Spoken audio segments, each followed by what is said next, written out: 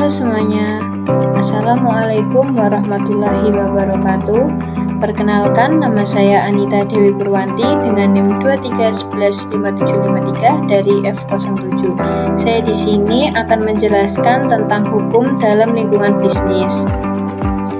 Hukum dalam lingkungan bisnis itu merupakan seperangkat peraturan yang mengatur aktivitas bisnis dan perdagangan. Ini mencakup berbagai aspek hukum seperti kontrak, kepemilikan, struktur organisasi, perburuhan, dan hak kekayaan intelektual.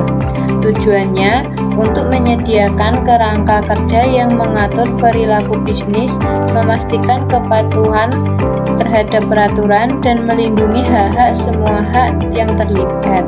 Apa saja jenis-jenis hukum dalam lingkungan bisnis itu? Nah, yang pertama, hukum kontrak. Hukum yang mengatur perjanjian antara dua pihak atau lebih yang menciptakan kewajiban hukum. Yang kedua, yaitu hukum perusahaan. Hukum yang mengatur pembentukan, pengoperasian, dan pembubaran perusahaan. Yang ketiga, yaitu hukum kekayaan intelektual. Hukum yang melindungi kreasi pikiran seperti penemuan, desain, merek dagang, dan karya seni. 4. Hukum perburuhan dan ketenaga kerjaan. Hukum yang mengatur hubungan antara pekerja dan pemberi kerja.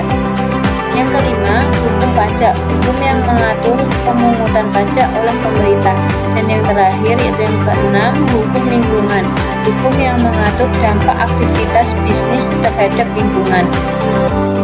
Apa pentingnya hukum dalam bisnis? Yang pertama, kepastian hukum, menyediakan aturan yang jelas untuk menjalankan bisnis. Yang kedua, perlindungan hak, melindungi hak-hak semua pihak yang terlibat dalam aktivitas bisnis. Yang ketiga, penyelesaian sengketa, menyediakan mekanisme penyelesaian konflik yang adil. Yang keempat, kepatuhan dan reputasi, meningkatkan kepatuhan terhadap peraturan dan memperbaiki reputasi perusahaan. Nah, tantangan dalam hukum bisnis yaitu yang pertama, perubahan regulasi.